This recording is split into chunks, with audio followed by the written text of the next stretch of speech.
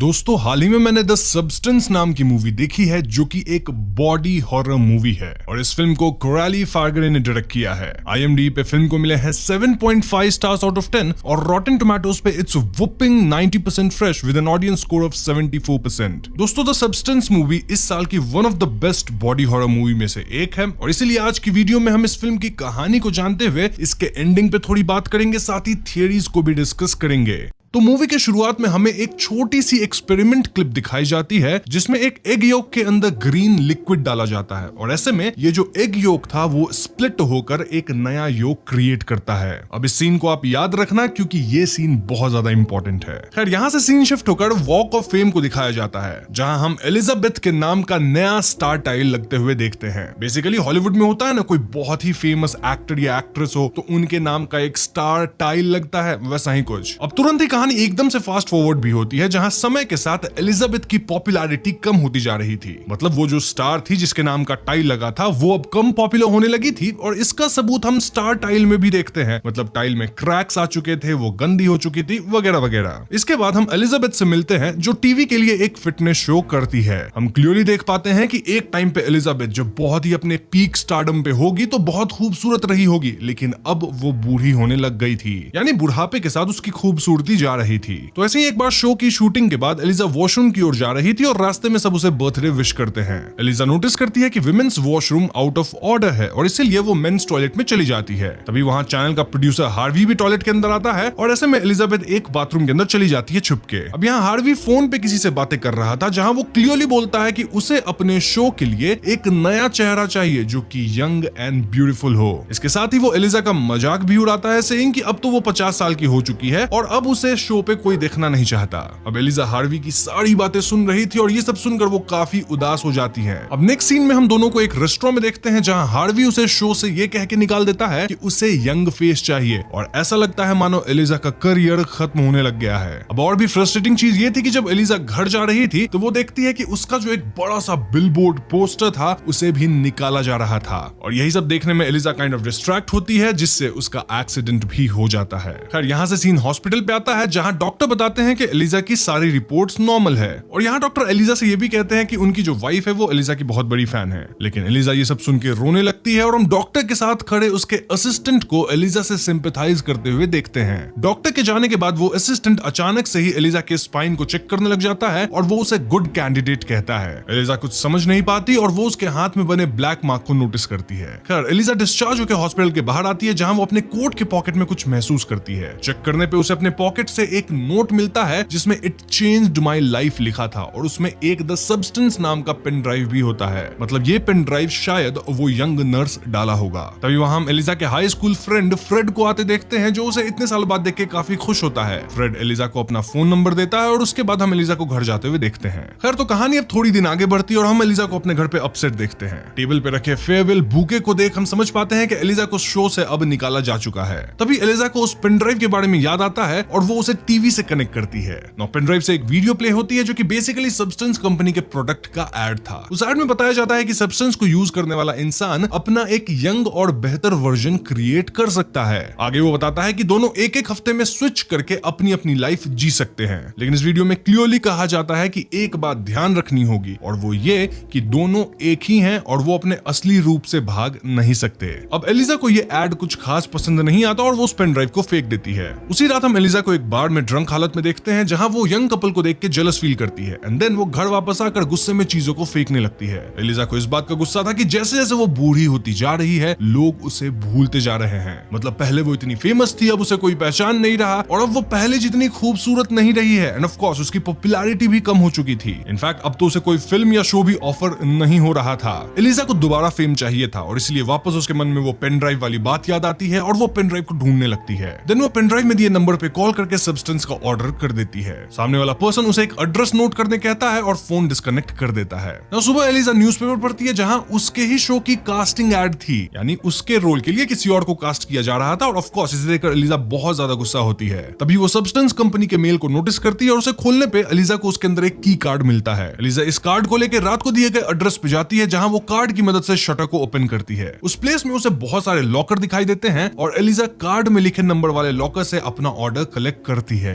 अब यहाँ से सीन घर पे आता है और हम एलिजा को वो बॉक्स खोलते हुए देखते हैं जिसके अंदर से एक activator, stabiliser and switch kit मिलता है। इसके अलावा यहाँ कुछ लिक्विड फूड पैकेट्स थे। इसके साथ उसमें कुछ इंस्ट्रक्शंस भी दिए गए थे जो कि कुछ इस तरह हैं। आप इन इंस्ट्रक्शंस को ध्यान से सुनिएगा क्योंकि ये बहुत जरूरी है दोस्तों। तो सबसे पहले एक्टिवेटर यूज करना होगा जो कि सिंगल यूज के लिए था, और उसके बाद हर दिन अपने आप को स्टेबलाइज करना है। इससे बेसिकली एलिजा की एक दूसरी सेल्फ निकल जाएगी जो कि बहुत यंग होगी। देन हर एक हफ्ते के बाद उन्हें स्विच होना पड़ेगा और ये पार्ट उन्हें स्किप नहीं करना है। लास्ट वाले कार्ड में ये भी लिखा था कि इस बात को भूलना मत कि तुम दोनों एक ही हो। तो एलिजा बिना समय गवाए इसे यूज करने का डिसाइड करती है और हम उसे बाथरूम के मिरर के सामने नेकेड देखते हैं। एलिजा अपने करंट बॉडी को देख इनसिक्योर फील करती है और वो एक्टिवेटर को अपने बॉडी में इंजेक्ट करती है। ऐसा करते ही एलिजा रिजल्ट का इंतजार करने लगती है, लेकिन इंस्टेंटली कोई चेंजेस नहीं होते और ऐसे में एलिजाबेथ को लगता है कि शायद ये फेक था। तभी अचानक उसके बॉडी में तेज दर्द होने लगता है और वो पेन इतना ज्यादा था कि एलिजा नीचे गिर जाती है और तड़पने लगती है। देन हम उसके स्किन के अंदर से कुछ हिलते हुए देखते हैं और यहाँ एलिजा अपनी बॉडी मूव नहीं कर पाती। हम एलिजा की आंखों को स्प्लिट होते देखते हैं और तभी उसका बैक ओपन होता है और उसमें से एक नई बॉडी बाहर आती है। ये नई बॉडी एलिजा को अपने सामने पड़ा हुआ देखती है और वो मिरर में जाकर अपनी पूरी बॉडी को चेक करने लग जाती है। हम व्यूअर्स यहाँ क्लियरली समझ पाते हैं कि ये एलिजा की नई वर्जन थी और ये काफी यंग और खूबसूरत थी। अब ये जो नई बॉडी थी वो एलिजा के वुंड्स को स्टिच करती है और उसे वही लिक्विड फूड का ड्रिप चढ़ाती है। हम नोटिस करते हैं कि एलिजा अभी जिंदा है, लेकिन मानो वो अभी हाइबरनेशन काइंड ऑफ स्टेट में है। तो हाँ, अब दो एलिजा हो चुकी है, एक यंग है, बहुत ही खूबसूरत है, और एक ओल्ड एलिजा जो कि पहले से हम देख रहे हैं मूवी के अंदर। एनीवेज, नहाने के बाद ये यंग एलिजा मिरर के सामने बोलने की कोशिश करती है और तभी उसके कान में तेज दर्द होने लगता है और वो अपने नाक से भी खून निकलते हुए देखती है। उसे जल्दी स्टेबलाइजर किट के बारे में याद आता है और वो उस किट का इस्तेमाल करके एलिजा के बॉडी से फ्लूइड जैसा कुछ निकाल उसे दिए गए कंटेनर में स्टोर करती है। इस किट में 7 दिनों के लिए अलग अलग कंटेनर दिए गए थे और उसे हर दिन ये फ्लूइड अपने बॉडी में इंजेक्ट करना है ताकि वो स्टेबल रह सके। अगर वो ऐसा नहीं करती है तो वो इनस्टेबल हो जाएगी, यानी कि कहे तो उसकी तबीयत खराब होने लगेगी। और तबीयत खराब होने के बाद यहाँ क्या होगा, वेल अभी तो हम नहीं कुछ कह सकते।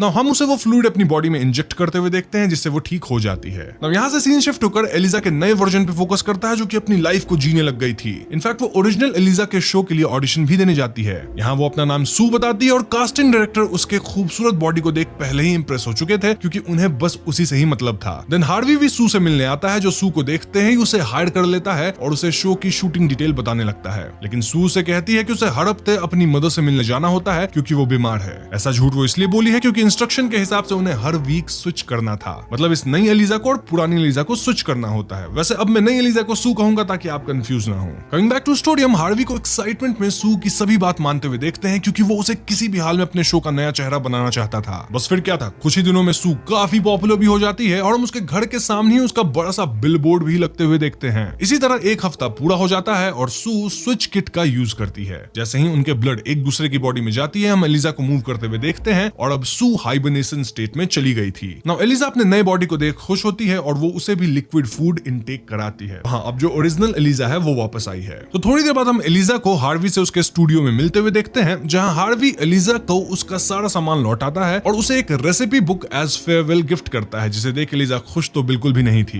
हार्वी के इस बिहेवियर से ये तो क्लियर था कि उसे अपने शो की रेटिंग के अलावा किसी भी और चीज की परवाह नहीं है। मतलब उसे कोई भी एक्ट्रेस चलेगी जब तक वो यंग एंड ब्यूटीफुल है एंड बोल्ड हो सकती है स्क्रीन पे। एनीवेज, एलिजा घर वापस आकर सू और अपने लिए कैलेंडर पे वीक मार्क करती है और उसके बाद वो टीवी देखने लगती है। एलिजा अपना पूरा हफ्ता सिर्फ टीवी देखते हुए निकाल देती है और वो घर से भी सिर्फ सब्सटेंस का रिफिल लेने के लिए ही निकलती है। हाँ, इन्हें रिफिल लेने के लिए बार बार जाना पड़ता है। नाउ वीक कंप्लीट होते ही स्विच होता है और अब सू आ गई है और सू काउच की हालत एंड टीवी वगैरह देख के समझ जाती है कि एलिजा पूरे हफ्ते कुछ भी नहीं की। सू को बाथरूम में पड़ी एलिजा की बॉडी को देख वहां एक सीक्रेट क्लोजेट बनाने का आइडिया आता है और वो उस क्लोजेट में एलिजा की बॉडी के साथ लिविंग रूम में लगे उस पोस्टर को भी रख देती है। देन हम सू को स्टूडियो में शो की शूटिंग करते हुए देखते हैं जहां सभी उसके परफॉर्मेंस से इंप्रेस हो जाते हैं। एक रात हम सू को पार्टी के लिए रेडी भी होते हुए देखते हैं और अब सू चाहती थी कि वो जल्दी स्विच ना करे, यानी उसके यंगर वर्जन को थोड़ा एक्स्ट्रा टाइम मिले, और इसके लिए वो ड्रिप को स्लो कर देती है। उसी रात सू एक लड़के के साथ घर आती है और हम दोनों को इंटीमेट होते हुए भी देखते हैं। तभी सू की तबीयत खराब होने लगती है क्योंकि उसके स्विच करने का टाइम हो गया था, लेकिन सू अभी स्विच नहीं करना चाहती थी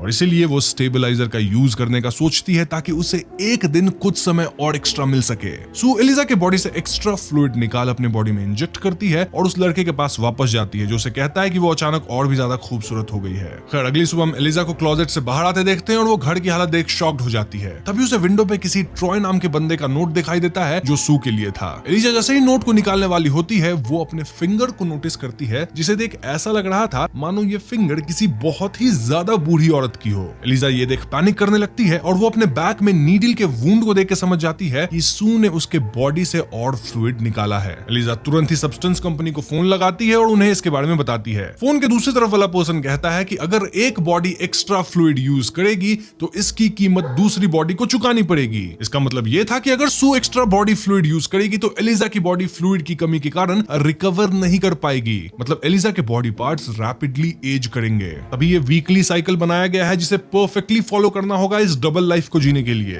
फोन वाला यहाँ एलिजा से कहता है कि इस चीज का कोई सोल्यूशन नहीं है एंड वो फिर से एलिजा को याद दिलाता है कि वो दोनों एक ही पर्सन हैं। मतलब उन्हें बैलेंस बना के ही चलना पड़ेगा तभी वो दोनों अपनी अपनी लाइफ अच्छे से एंजॉय कर पाएंगे। एलिजा ये सुन गुस्से में घर की सफाई करने लग जाती है और टीवी पे सू के शो टेलीकास्ट होते हुए देखती है। एलिजा सू की बॉडी की तरफ देख जेलस फील करने लगती है और टीवी बंद कर देती है। इस सीन को देख हम ये समझ पाते हैं कि एलिजा ने जैसा सोचा था वो हुआ नहीं। मींस उसे अपना एक नया वर्जन इसलिए चाहिए था ताकि वो फिर से फेम एंड पॉपुलैरिटी पा सके। देखा जाए तो एलिजा को ये मिल भी रहा है लेकिन एलिजा के दूसरे वर्जन सू को मिल रहा है और एलिजा अब सू से जेलस फील करने लग गई है। मतलब भले दोनों एक है लेकिन ये दोनों एक दूसरे को अलग मान रही हैं। अब नेक्स्ट सीन में हम एलिजा को रिफिल किट लेने जाते हुए देखते हैं और पूरे रास्ते वो अपनी बॉडी को लेकर इनसिक्योर फील करती है। यहाँ लॉकर से बॉक्स कलेक्ट करते वक्त उसे किसी की आवाज सुनाई देती है जिससे डर एलिजा वहां से भागकर पास के कैफे में आती है। हम कैफे में एक बूढ़े व्यक्ति को देखते हैं जो एलिजा से बात करने की कोशिश करता है और यहाँ एलिजा उसके हाथ में भी अपने ही जैसे ब्लैक मार्क को नोटिस करती है। इनफैक्ट इस आदमी के पास भी एक की कार्ड था ठीक एलिजा जैसा। इससे एलिजा को रियलाइज होता है कि ये बूढ़ा व्यक्ति कोई और नहीं बल्कि वही असिस्टेंट है, वो नर्स जो था ना हॉस्पिटल में, हाँ वही, और उसी ने एलिजा को पेन ड्राइव दिया था। तो यहाँ हम उसके दूसरे वर्जन को भी देख रहे हैं। अब ये जो बूढ़ा आदमी था मतलब उस यंगर वर्जन का बूढ़ा वर्जन, वो शख्स एलिजा से कहता है कि हर बार स्विच करने पे उन्हें और भी लोनली फील होगा और समय के साथ ऐसा लगने लगेगा कि उनका अदर सेल्फ उनसे ज्यादा बेहतर है। ये सुन एलिजा डर के वहां से जाने लगती है और ये शख्स चिल्ला के उससे पूछता है कि क्या तुम्हारे भी अदर सेल्फ ने तुम्हें खाना शुरू कर दिया है। यानी वो आदमी एलिजा की उंगली के बारे में बोल रहा था। मतलब एक्स्ट्रा टाइम यूज करना, एक्स्ट्रा फ्लूइड यूज करना जिससे कि ये जो मेन बॉडी है वही बहुत रैपिडली एज करके खत्म होने लग जाएगा। तो खाने से मतलब यही है, यानी कि जो यंगर बॉडी है वो ओल्डर बॉडी को बूढ़ा बना के खुद को ज्यादा टाइम दे रही है। एलिजा ये सुन के घबरा के वहां से भागती है और वो रास्ते में ट्रॉय से टकरा जाती है। ट्रॉय को देख एलिजा घर वापस आकर फ्रेड का नंबर ढूंढने लग जाती है और वो उसे कॉल करके आज मिलने के लिए कहती है। यहाँ ये क्लियर था कि एलिजा सू और ट्रॉय के साथ होने वाली बात से भी जेलस फील कर रही थी और वो चाहती थी कि उसे भी कोई प्यार करे। तो उस शाम हम एलिजा को फ्रेड से मिलने के लिए रेडी होते हुए देखते हैं बट वो सू की बॉडी को देख इनसिक्योर फील करने लगती है। सू की तरह मेकअप करने की कोशिश करती है लेकिन ऑफ कोर्स एलिजा उतनी खूबसूरत तो नहीं देख सकती थी। धीरे धीरे हम एलिजा को फ्रस्ट्रेट होते हुए देखते हैं। इनफैक्ट वो अब इतना इनसिक्योर हो गई थी कि वो फ्रेड से मिलने ही नहीं जाती। इसके बाद एलिजा फिर से टीवी देखने लग जाती है। अब अगले वीक सू को हम नाइटमेयर से डर के उठते हुए देखते हैं। ये भी एक कॉमन थीम है मूवी के अंदर, जहां जब बॉडीज स्विच होती हैं तो वो एक नाइटमेयर के साथ उठती हैं। जैसे अभी सू का जो नाइटमेयर था उसमें ये था कि सू अपने बॉडी के अंदर से चिकन पीस बाहर निकलता देखी थी। अब क्योंकि ये एक बॉडी हॉरर मूवी है तो शायद नाइटमेयर से भी इन हॉरर सीन्स को डिपिक्ट किया जा रहा है। एनीवे सू उठकर क्लोजेट से बाहर आती है और वो लिविंग रूम में टीवी के सामने फैले फूड को देखकर गुस्सा हो जाती है। सू कंपनी को फोन लगाकर उनसे एलिजा की कंप्लेन करती है। सू का कहना था कि इनके बीच कोऑर्डिनेशन नहीं हो रहा। वो पूरा वीक काम करती है और एलिजा पूरे हफ्ते बस खाती है, टीवी देखती है और पड़ी रहती है। अब फोन पे जो बंदा है वो अगेन सेम बात ही रिपीट करेगा कि तुम दोनों एक हो एंड ऑफ कोर्स सू को ये बात अच्छा नहीं लगता और वो गुस्से में फोन काट देती है। देन हम उसे शो के सेट पे जाते हुए देखते हैं लेकिन सू को वहां कोई दिखाई नहीं देता। सू के पूछने पे वहां मौजूद एक स्टाफ उसे बताता है कि शूटिंग कैंसिल हो गई है। सू को समझ नहीं होता कि आखिर ये सब हो क्या रहा है और तभी उसे हार्वी से मिलने के लिए बुलाया जाता है। हार्वी उसे बताता है कि सू की वजह से शो की रेटिंग डबल हो चुकी है और इसीलिए वो सू को अपने नेटवर्क के सबसे बड़े लाइव शो को होस्ट करने का ऑफर देता है। सू ये सुन के बहुत ज्यादा खुश होती है और हार्वी यहाँ कहता है कि उसके पास समय बहुत कम है, इसीलिए सू का जो स्केड्यूल होगा वो बहुत ज्यादा टाइट होने वाला है।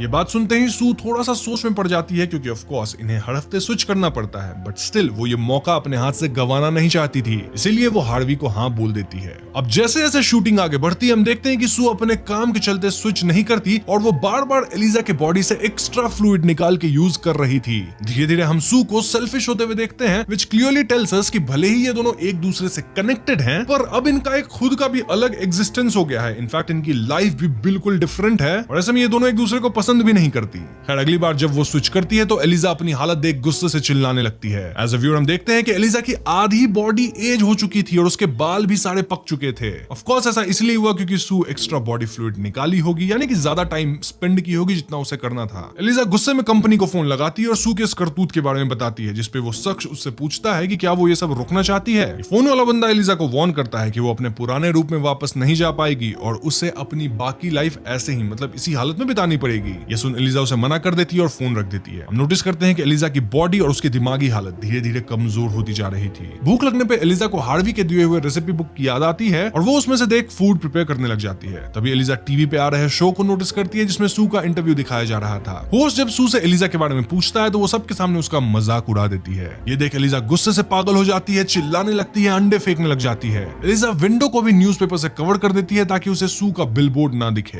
एलिजा सू के फेम से बहुत ज्यादा जलने लगी थी। इनफैक्ट अब ये जलन इस हद तक चली गई थी कि एलिजा मेंटली अनस्टेबल होती जा रही थी। नेक्स्ट वीक जब सू बाहर आती है तो वो घर को बहुत बुरे हालत में पाती है। ये देख सू को बहुत ज्यादा गुस्सा आता है और ऐसे में सू डिसाइड करती है कि वो अब एलिजाबेथ के साथ स्विच ही नहीं करेगी। सू यहाँ एलिजा के बॉडी से काफी ज्यादा मात्रा में फ्लूइड निकालती है और उसे बहुत सारे कंटेनर में स्टोर करने लगती है। अब यहाँ से कहानी सीधे 3 महीने बाद की दिखाई जाती है, जहां हम सू के नए शो की एड बिलबोर्ड में देखते हैं जो कल ही प्रीमियर होने वाली है। सू शो के लिए काफी एक्साइटेड थी और हम उसके साथ घर पे ट्रॉय को भी देखते हैं। सू सोने से पहले एक बार फिर एलिजा की बॉडी से फ्लूइड निकालने जाती है ताकि उसे कल कोई परेशानी ना हो। सू नोटिस करती है कि कंटेनर में अब फ्लूइड की जगह ब्लड आने लगी है और इसी बीच उसकी तबीयत भी खराब होने लगती है। सू जल्दी से कंपनी को फोन लगाती है जहां वो कहता है कि सू ने एलिजा का सारा फ्लूइड यूज कर लिया है, जिसके कारण फ्लूइड तो रीजनरेट होना तक रुक गया है। ऐसे में सू फोन वाले बंदे से कहती है कि उसे अर्जेंटली स्टेबलाइज होने की जरूरत है, जिसपे वो शख्स उससे कहता है कि उसके पास स्विच करने के अलावा कोई और रास्ता नहीं है। सू की हालत बहुत ज्यादा खराब होने लगती है और वो क्रॉल करके एलिजा के पास जाती है और किसी तरह स्विच करती है। नाउ एलिजा जब उठती है तो मिरर में अपनी हालत देख उसे अपनी आंखों पे भरोसा ही नहीं होता।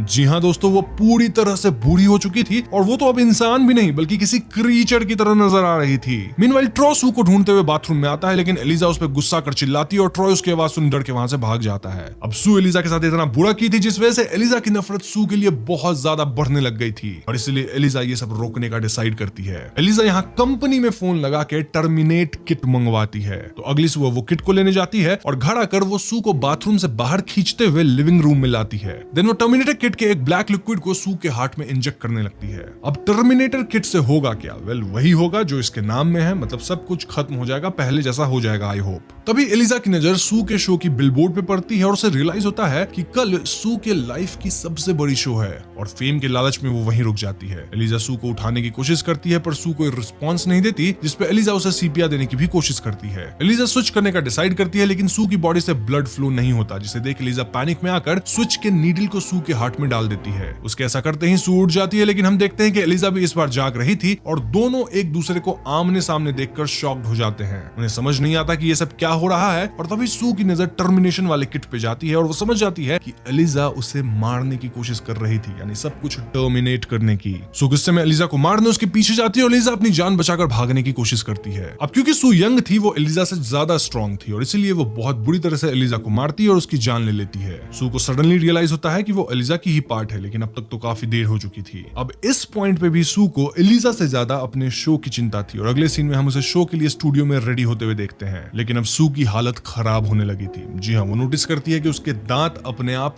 टूट रहे थे। सू ये देख रोने लगती है और तभी उसे याद आता है कि घर पे एक्टिवेटर बचा हुआ है और वो डिसाइड करती है कि वो अपना भी एक नया वर्जन बनाएगी। मतलब एलिजा तो खत्म हो चुकी है, अब सू के अंदर से एक और नया वर्जन जो कि और भी यंग और ब्यूटीफुल हो। सू स्टूडियो से घर जाने के लिए निकलती है पर रास्ते में उसे हार्वी रोक लेता है और वो उसे कुछ रिच लोगों से मिलवाता है। वो उनके सामने सू की खूबसूरती की तारीफ करने लगता है। हार्वी यहाँ सू से कहता है कि प्रिटी गर्ल्स को हमेशा स्माइल करते रहना चाहिए और वो उसे स्माइल करने के लिए फोर्स करता है। सू अपनी दांत छुपाते हुए स्माइल करती है और हार्वी के जाने के बाद वो लिफ्ट की ओर जाती है। लिफ्ट में बटन को प्रेस करते वक्त सू के नेल्स भी टूटने लग जाते हैं और अपने नेल्स को पील होता हुआ देख सू डर जाती है। इनफैक्ट सू का एक ईयर उसके सर से अलग होकर उसके हाथ में आ जाता है। बेसिकली यहाँ बिना स्टेबलाइजर के सू की बॉडी डीके होने लग गई थी एंड दिस क्लियरली शोज कि सू एलिजा के बिना कुछ नहीं है और अब जबकि एलिजा मर चुकी है तो उसका भी अस्तित्व खत्म होने वाला था। एनीवे सू जैसे जैसे घर पहुंचती है और वो एक्टिवेटर को ढूंढने लग जाती है। अब एक्टिवेटर के इंस्ट्रक्शंस में क्लियरली मेंशन था कि उसे सिर्फ एक बार ही यूज किया जा सकता है। ये बात सू को भी पता थी, लेकिन डेस्परेशन में आकर वो एक्टिवेटर को अपनी बॉडी में इंजेक्ट करती है। उसके ऐसा करते ही हम सू की बॉडी में से कई सारे सेल्स को को जनरेट होते हुए देखते हैं और उसका नया वर्जन किसी एलियन जैसा नजर आ रहा था।